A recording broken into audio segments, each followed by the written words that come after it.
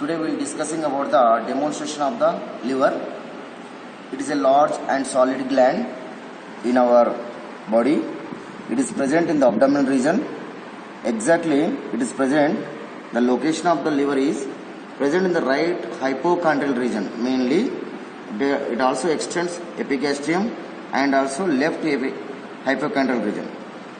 Next, the shape of the liver is wedge shape. The color is reddish brownish color, and the weight of the gland is 1600 grams in males, 1300 grams in females. So this, according to this falciform ligament, this is a falciform ligament, is nothing but a peritoneum. This is a falciform ligament, it is nothing but a peritoneum. This falciform ligament, it started from the superiorly from the inferior vena cava to up to the ligamentum teres.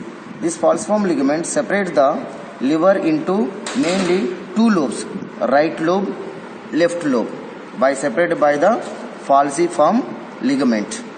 Not only these two lobes, and also we can identify here caudate lobe and quadrant lobe. So this is a caudate lobe, this is the caudate lobe, and this is the quadrant lobe. So liver having the mainly large right lobe and left lobe. These two are separated by the falciform ligament. And posteriorly we can identify another two lobes also there. Another one is the superiorly we can identify the caudate lobe.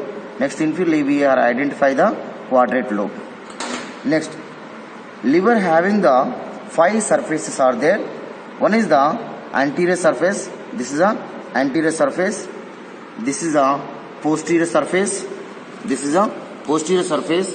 This is the inferior surface. This is the inferior surface. This is the posterior surface. This is the anterior surface. This is the superior surface, and this is the right surface. So five surfaces are there. This is the anterior surface. This is the posterior surface of the liver. Next, this is the superior surface. This is the inferior surface. Next, another one is the right surface. So here liver having the two lobes, right lobe, left lobe, separated falciform ligament. Next, five surfaces. This is the anterior surface, posterior surface, superior surface, inferior surface, right surface is there. So next, and also here we can identify the right lobe is more larger than the left lobe. See here, falciform ligament separates. Right lobe occupies in the right hypochondral region mainly, and also it is 5/6, and also it occupies the 1/6 area of the liver. And also here five surfaces, that is the anterior, posterior, superior, inferior, right surface. Next, not only this, and also here right lobe having the mainly five surfaces we can identify. See, this is the anterior surface, posterior surface, superior, inferior, right surface are there. But whereas the left lobe we won't identify that much of the surface. Anterior surface, posterior surface, and inferior surface is there. Here border is there. Next, and also anterior surface and inferior surface is separated by the prominent margin is there. Inferior border, prominent margin that separate the anterior and inferior surfaces. Now one by one we'll discuss surfaces, what are the relation. Peritoneal discussion will discuss first. Peritoneum here all over cover to the liver except bare area. What is bare area means here? Bare area is there is no peritoneal covering. Okay, the peritoneal relations of the liver. So here except bare areas, peritoneum is covered to the liver. So where we find the bare areas? What is the bare area? See here, the mainly here we can identify the posterior surface of the liver. There is a right triangular area, left triangular area. Next, another one is the superior and inferior coronary ligaments. Next, another one fossa for inferior vena cava. Here this is the inferior vena cava. Here fossa for inferior vena cava, fossa for gallbladder, and here we can add porta hepatis. This is the ductus venosus. So these areas, except these areas, there is no peritoneal relations. These bare areas, remaining all our area covered with the peritoneum. So One is the right triangular area, left triangular area, inferior vena cava, fossa for gallbladder, ductus venosus. This is the ductus venosus. This is the porta hepatis. Except these areas, remaining all areas covered with the peritoneum, that is called the bare area. Next, surface we will discuss what are the relation. Here the anterior surface of the liver. Here it is covered with the, see here it anteriorly, anteroinferiorly it is covered with the diaphragm. The diaphragm separate the, above is the pleura, below is the liver is there. Whereas the posterior surface, here we can identify the, in the posterior surface, caudate lobe is there. Here inferior vena cava is there. See caudate lobe, here we can identify right side it is relation with the inferior vena cava, right side it is left side it is relation with the ductus venosus. Now it is ligamentum venosus. Ligamentum venosus. Next inferior porta hepatis. Superiorly superior surface is there. And also here inferior to this porta hepatis. Here we can identify the structures. Here this is the portal vein, hepatic artery. This is called the hepatic artery, hepatic duct, hepatic artery. This is the portal vein. These three structures covered with the peritoneum. That is, you know that lesser omentum, which is covered to the lesser margin, lesser curvature of the stomach to the up to the porta hepatis. This covered to these structures. Next, and also below we can identify the quadrate lobe is there. Quadrate lobe, left side it is relation with the teres ligament, right side is the fossa for gallbladder. Superiorly we can identify the transversely, that is the porta hepatis. Next, whereas the inferior surface, here in the inferior surface we can identify here, this is a quadrate lobe and ligamentum teres. This ligamentum teres, now it is ligament, but in the intra-aortic layer very useful. Through this we can identify the umbilical vein is passing from the umbilical cord to the liver. Here ductus venosus. From here it is open into the inferior vena cava. Directly the oxygenate blood passing to the direct to the right atrium. Next, inferior surface we can identify the relations of the, here we can identify the pyloric region of the stomach. Here the gastric impression is there. Next, and also here in this region we can right side we can identify the right colic flexure is there. Next, whereas here the posterior surface right side, here for the kidney relation is there.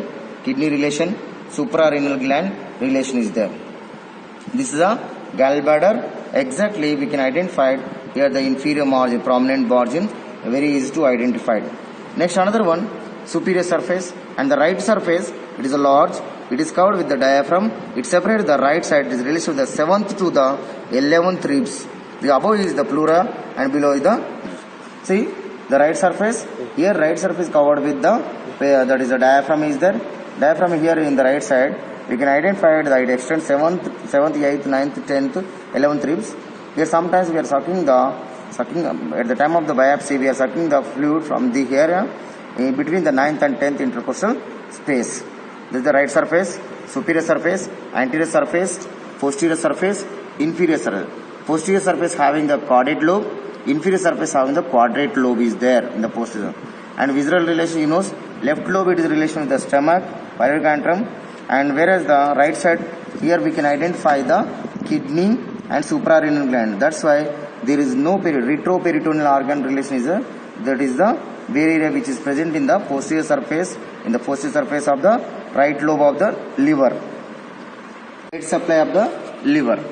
You know that 80% of the blood is supplied from through the portal vein. Portal vein, actually they hear the name vein. Vein actually it collects the receiving the venous blood, but here in the portal vein nutrient blood is passing. It collecting the nutrient blood from the spleen, splenic vein, from the superior mesenteric vein, inferior mesenteric vein, unite together at the neck of the pancreas. You form a portal vein that is passing through the right free margin of the lesser omentum, passing through this portal vein. That is the 80% blood supplies to the liver. Next, remaining 20% of the blood passing through the hepatic arteries. This is the hepatic artery. This hepatic artery, it is a branch of the celiac trunk. Celiac trunk branch, it is going, it collects from the celiac trunk, it passing and enter into the liver.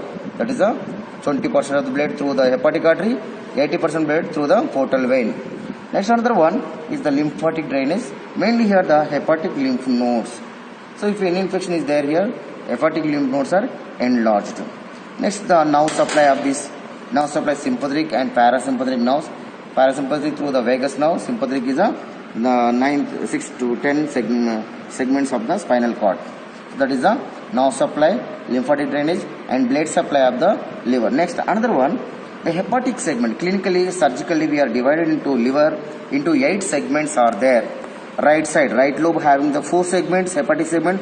Left lobe also having the 4 hepatic segments. For descriptive purpose, we are divided into 8 segments. Right side having the right side, that is the anterior and posterior. Left side is the lateral and medial segments are there. You make a numbering from right side to the left side. That is the first one. Here first one, second one, third segment, fourth segment, fifth segment, sixth segment, seventh and 8 segments are there. So right side, right lobe having the 4 segments, left side having the 4 segments. So liver having the surgically hepatic segments are 8 segments are there. Through, if you know this the segment, these are useful in the clinically, surgically. If you removing sometimes the hepatic resection and also that is a liver removal of the liver, that is liver transplantation. At the time liver transplantation and resection of the liver segment, sometimes the only this piece in the middle piece, 5th and 8th piece only we are remove, and also after that also it is developed and fused with the remaining part of the liver. That is the hepatic segments, 8 are there. Next is the clinical importance. Why should we know all these anatomy, the location, shape and weight, the color, surfaces and everything? So why should we know this clinically? So actually it is not palpatable. So when it is enlarged only, the liver is extends to the right iliac fossa, that is a hepatomegaly. And also sometimes the malnutrition of the liver, at the time liver tissue, it is removed and replaced by the fibrous tissue, that is called cirrhosis of the liver. Cirrhosis of the liver, if you find, we can identify the portal compressing of the portal vein, and we can identify the around the umbilicus, we can identify caput medusae. Okay. Next, another one is the next partially resection of the segments and also fully liver nowadays we are using the liver transplantation.